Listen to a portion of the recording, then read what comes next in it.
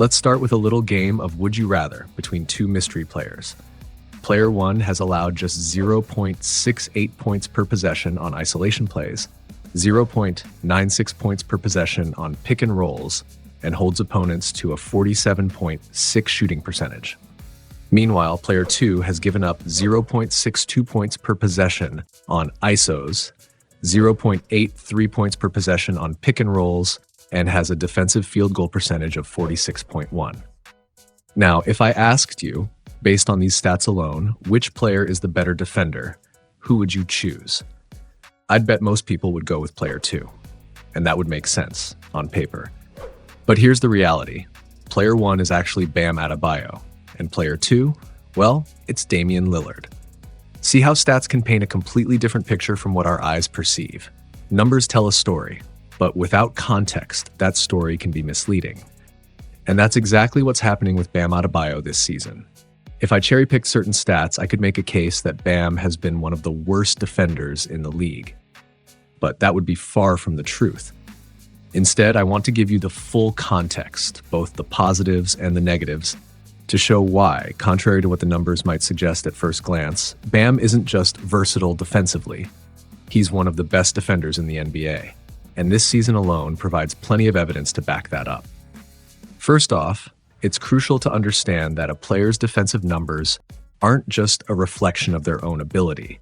They're heavily influenced by the 4 teammates they share the court with. To illustrate how stats can sometimes paint a misleading picture, let's take a look at some numbers. This season, when Bam is on the court, the Miami Heat has a defensive rating of 111.5. When he's off the court, that number barely moves, rising slightly to 111.8, a minimal 0.3 increase. Now let's shift our focus to Bam's teammate, Duncan Robinson, and take a look at his defensive impact. With Duncan on the floor, the Heat's defensive rating sits at an impressive 110.1, better than Bam's on-court rating. But here's where things get interesting. When Duncan is off the floor, Miami's defensive rating plummets to 113.5, a massive drop of 3.4 compared to Bam's mere 0.3.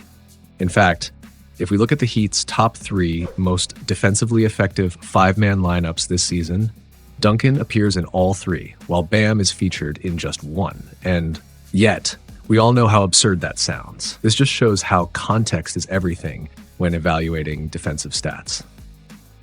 One of the biggest reasons for this defensive discrepancy lies in who their primary matchups are during their minutes on the floor.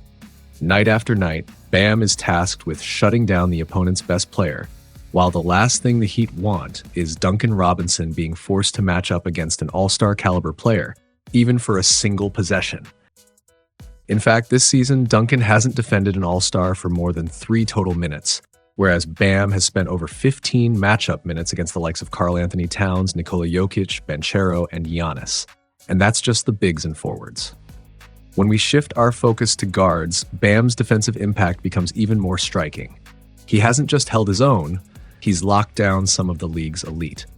When matched up against Bam this season, LaMelo Ball shot just 1 for 8 from the field, Devin Booker went 1 for 7, and Jamal Murray managed only 2 for 7. Expanding beyond just guards, his defensive dominance continues. Jalen Williams shot 2 for 7, Sabonis went 3 for 13, Anthony Davis struggled at 5 for 14, and Banchero only went 5 for 21 from the field. Those are staggering defensive numbers, but stats only tell part of the story. What they don't capture is the sheer difficulty of the shots Bam forces his opponents to take. Sometimes, even elite defense isn't enough to stop a great offensive player from making tough, contested buckets.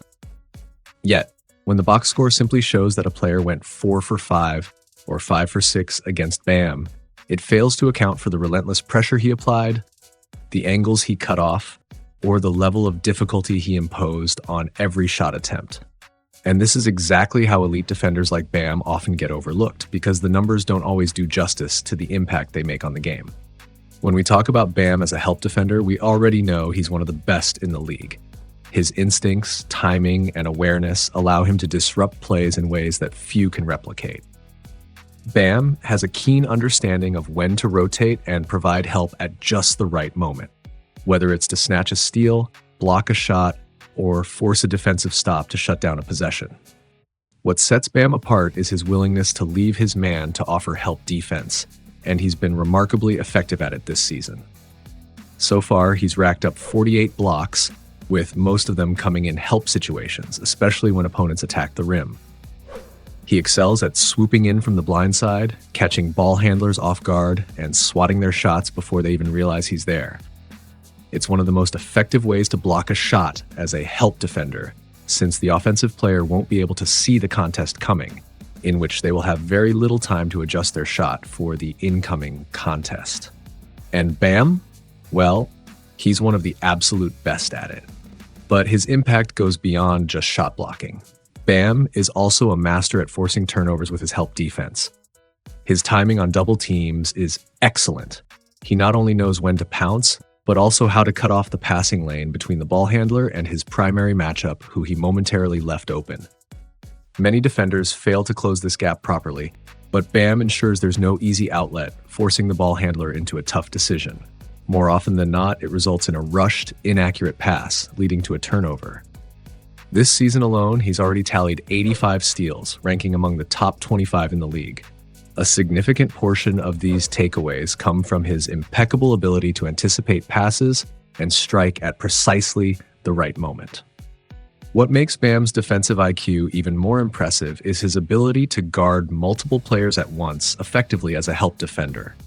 He has an innate sense of where the ball is going before it even leaves the passer's hands, allowing him to either deflect it or come away with the steal. And one aspect of his defense that remains vastly underrated, partly due to his size as a 6'9" center, is his ability to deny lob passes. Whether it's off the pick and roll or a routine lob attempt, Bam's 7'2" wingspan gives him a unique edge in shutting these plays down. Lob defense is a challenge even for elite defensive bigs, especially when they have guards on their team who constantly struggle fighting through screens in pick-and-roll situations. Often, these plays result in a 2-on-1 scenario where the ball handler attacks the rim with a rolling big. In most cases, this forces the lone defensive big to make an almost impossible choice: drop deep and give up an easy floater or layup to the ball handler, or step up and allow the lob to the big for a guaranteed bucket. But with Bam as the anchor, that dynamic changes. He's a master at positioning himself in a way that baits ball handlers into throwing such lobs, only to rise up and snatch them out of the air. This is no easy task, especially given the speed at which guards penetrate and make split-second decisions. Yet, Bam consistently maintains the perfect positioning, balancing help defense with the ability to recover and contest lobs midair. And he does all this while being undersized for a modern center, proving that being an elite defensive big isn't just about height, it's about timing, intelligence, and an uncanny feel for the game. So far, we've highlighted the many strengths of Bam as a help defender. But like any defensive anchor, there are moments when his aggression in helping can backfire. At times, Bam overcommits, leaving his man open and giving the ball handler an easy kick-out option. This line between helping and over-helping is razor thin, and while Bam's instincts on defense are overwhelmingly a strength, this occasional overextension does have its consequences. One possible reason for this? The Heat's defensive philosophy. They rely on Bam not just as their last line of defense at the rim, but also expect him to recover back to his man if a kick-out pass is made. That level of responsibility is rare for bigs. Most teams count on perimeter defenders to rotate and close out on shooters. But for Miami, Bam is asked to do both, which inevitably impacts his defensive metrics. This heavy workload has played a significant role in his lower defensive field goal numbers this season. His overall defensive field goal percentage sits at 47.6%, ranking him in the bottom 40% of the league.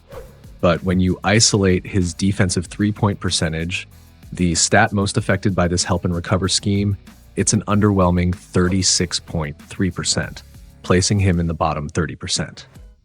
For context, even players not known for their defense, like Luka Doncic and Damian Lillard, have posted better defensive three-point percentages. Without understanding Bam's role in Miami's defensive system, it's easy to misinterpret these numbers and assume his perimeter defense is lacking.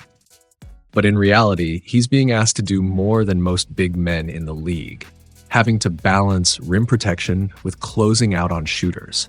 And sometimes, even the quickest closeout isn't enough when you're facing elite marksmen who only need a sliver of space to let it fly. Being a truly versatile defender isn't just about locking down all 5 positions at a high level. It's also about your ability to master a wide range of defensive coverages, reading the game, anticipating plays, and executing at an elite level. We often give high praise to elite isolation defenders, and rightfully so. It's no easy task to go one-on-one with an elite guard, a dominant wing, or a powerhouse big with an exceptional post-up game, and shut them down. And this season, Bam has been exceptional in that regard, consistently holding his own against the best scorers in the league and allowing a mere 0.68 points per possession on isolation plays. That places him near the 90th percentile for isolation defense, solidifying his reputation as one of the league's premier defensive forces. But defensive versatility goes beyond just ISO defense. The best defenders aren't just great one-on-one, they're also high IQ players who instinctively know when to switch, when to drop in pick and roll coverage, and when to rotate as a help defender to disrupt an opposing offense. And Bam? He embodies that versatility to the fullest, maximizing his defensive impact on every possession. He's not just an elite ISO defender, he's a complete defensive powerhouse. This season, he's averaging nearly 2 stocks per game, that's steals and blocks combined. To put that into perspective, the Heat as a team are averaging 11.7 stocks per game. That means Bam alone accounts for almost a fifth of Miami's total stocks this season. When you break it down, that's an extraordinary level of influence for a single player. The Heat lean on him heavily on the defensive end, whether it's locking down the opponent's best player or wreaking havoc as a help defender. In fact, it's hard to imagine a player more crucial to his team's defense than Bam. His impact is truly irreplaceable. With his all-around defensive brilliance, he deserves the recognition he's so often overlooked for. Who knows? Maybe one day we'll see him crowned Defensive Player of the Year. But for now, I want to thank you all for tuning in, and I hope to see you again in our next video breakdown.